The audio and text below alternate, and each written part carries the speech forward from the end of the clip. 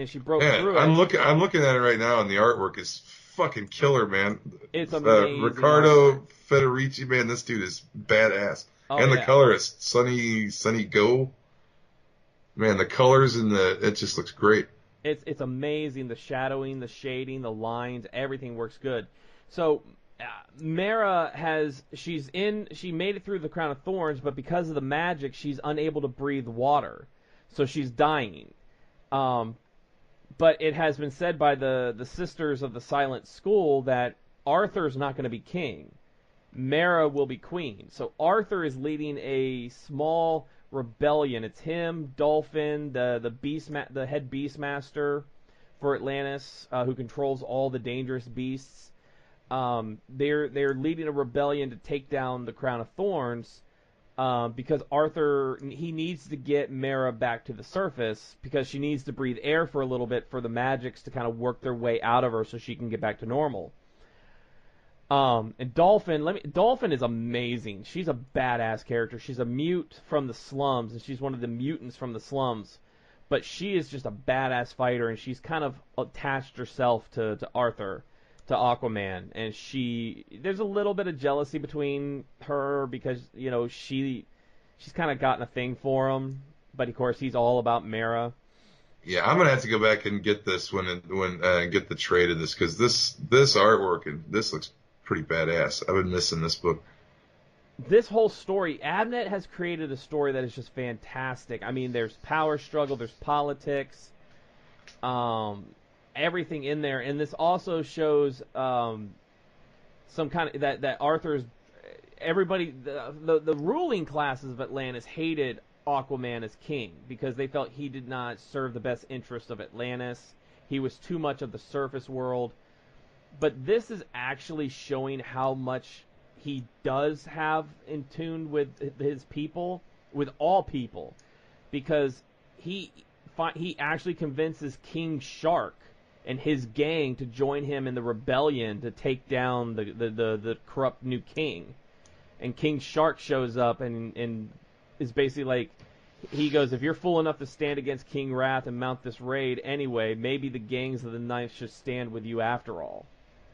So because of Arthur's willingness to take on a king by himself, all the gangs are like, he actually does kind of care what happens to Atlantis.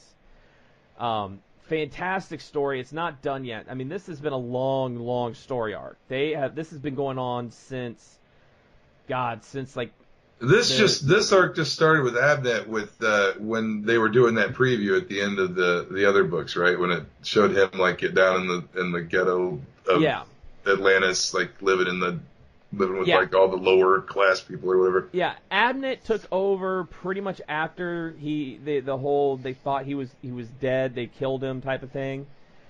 And Abnett took over, and Abnett he's so good at what he does. I mean, he is just a fantastic writer. Yeah, it looks cool, man. The cover art on this one doesn't do what's inside the book justice, I don't think. Like it kind of plays more towards like the last couple panels of the issue.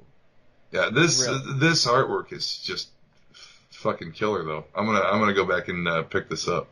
It's a great arc. I mean, Aquaman since New 52 has been stellar in my opinion. There was a few misses towards the end of the New 52 run, but since Rebirth, it's been just fantastic. It has really been fantastic. So, highly recommend Aquaman number 33. Yeah. Well, the next one that I read was Superman, of course, 41.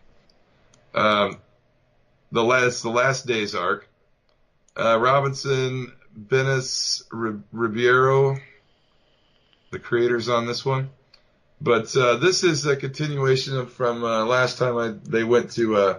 It was the anniversary of Krypton's explosion, and Clark and Jonathan Kent were at the Fortress of Solitude, and Clark had created this holographic image of the moment Krypton explodes, and he wanted to show it to Jonathan Kent. Right, on the right. anniversary. And then they went to that other planet that was about to explode like Krypton. Yeah, and right then they got an alert that there was another planet that was going to explode in a similar fashion that Krypton did. And they go there, and it's like a water planet with these like fish people. and they're all like religious zealots, and they plan on just going down with the planet because they claim that's what their god wanted to do. But Superman finds out there's one scientist on the planet that wants to be like Jor-El. It's kind of like Jor-El. He's got a matrix of like the eggs of the future of their civilization that he wants to send off to a different planet where they'll grow, and he's going to escape in a rocket to do that. Well, it all turns out that they bust in and they kill this scientist because they were against Clark trying to help him. They were going to try to depower Clark and make him die with the planet and all this stuff. And so he runs, obviously, and Jonathan Kent runs, and they go with this scientist to his lab. And the religious people find them and bust in, and they kill the scientist. And then so he tells Jonathan Kent, take the eggs of this civilization and get the hell out of here. And go find an asteroid or something, I'll find you. And then, so Clark stands there, and then they come to this conclusion that, maybe we know you had good intentions, and that, like, they see they've killed one of their own, and they kind of pause, like, maybe we shouldn't have fucking taken this far. Uh-huh. And so they tell Clark, well, we're not going to depower you. You're free to go. You don't have to stay here and be destroyed with our planet, but we're going to go down with our planet because this is our beliefs and our religion. And Clark kind of puts it to him that, well, maybe if your God is real, maybe he's the reason that I'm here. Maybe I'm supposed to be here to save all you people. And it's kind of like, well, I mean, you're too late. You can't do it. There's so many people on this planet, and the Clark has no way to get them off. And the only thing he can do is get the eggs of their civilization or their new their future, get it off the planet and put it somewhere else. So they agree to let Clark go do that. And it's kind of this moment where Clark has to, like, explain God to his son for the first time, and whether or not he believes in a God, and why would a God do this, and all this kind of thing. So it's kind of that moment with Clark. I really like this Superman. I'm kind of bummed that Bendis is going to take over, because this has been, like, really, since Rebirth started, this Rebirth Superman with Clark Kent with a son, and teaching his son to be the next Superman has been really awesome. And I don't want Bendis to come in and fuck it up. I really don't, because it's been really good. Nightwing was another one I got. Nightwing number 39. Humphreys and Jimenez working on this one. Humphreys writing, Jimenez doing the artwork. This is another continuation of the Judge story arc. This one is it's kind of a backstory issue. Apparently, this character known as the Judge that Nightwing's been trying to track down in Bloodhaven, he's come across him twice before. Once when he was Robin, and then once Nightwing does a lot of that, doesn't it? Like, I've noticed a couple of times they, like, jump back and tell stories from other, like, they'll jump back to different things. Yeah. That book. It's all kind of all over the place. I like it, but it's kind of all over the place. This one, the artwork is so good in this one. The artwork in this really kind of there's different art. Like, there's two different styles of artwork. You have the modern Nightwing artwork, but then when it's doing the like the back story, like the flashback story, it almost feels like an old, like, Teen Titans book art, or what, like an old 80s style. Yeah, it's definitely a lot different than the regular art for this book. Yeah, I normally read this. I'm a few issues behind on this. I normally read Nightwing, so yeah, this is clearly different. Yeah, and this is definitely so he realizes that he's come across this character before, once as Robin, but also once, like, literally right after he becomes Nightwing, because the Nightwing costume shown in the flashback is the first Nightwing costume. You're right. That does look 70s lapel. That looks a little like 80s, almost like a George Perez style kind of. A little more, like, detailed and, like, a little different, but kind of that 80s kind of style of art. Yeah, so we get a backstory on the Judge and exactly who the Judge is, how he came to be, and why he's not always there, why he shows up, at different times, and why Nightwing Grayson has only fought him those couple of times. They explain that.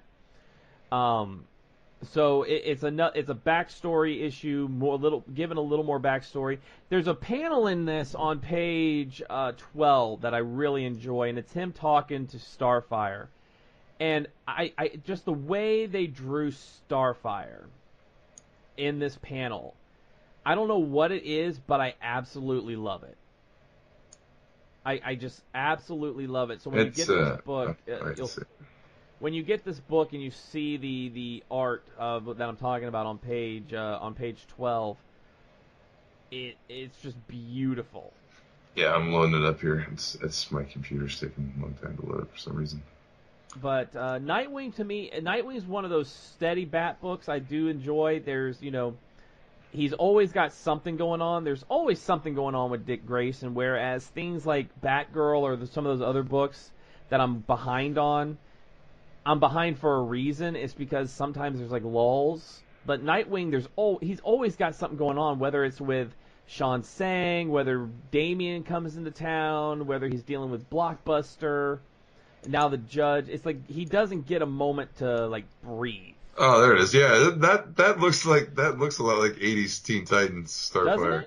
Yeah. But yeah, I mean I usually enjoy this book. I'm keeping up with Dick Grayson because he's been popping up in other stuff. Like I think he popped up recently in what was it, Titans? At the end, was it Titans with Roy Harper? Yeah. He was just recently in that. So you get a little bit of Dick Grayson around the other books, like in Titans or Teen Titans or Batman. He pops up here and there. And let me just say, Sam Humphries was the writer. Phil Jimenez did the background pencils for this. Jamal Campbell did the present artwork for it. So when they're in the present, that's Jamal Campbell. When you're in the flashback, that's Phil Jimenez. Matt Santorelli did the inks for the flashback. Alex Sinclair did the colors, and Jamal Campbell also did the colors for the present. So fantastic work on Nightwing number 39, guys. I'm interested to see how this Judge arc is going to go, because they've mentioned that Nightwing's let this villain escape twice. So it's going to be interesting to see what's going to happen this time. One of the things what's going on with Batman and the whole Bat family through Detective Comics, through the main Batman title, and through like Nightwing, is how close all the Bat family is right now.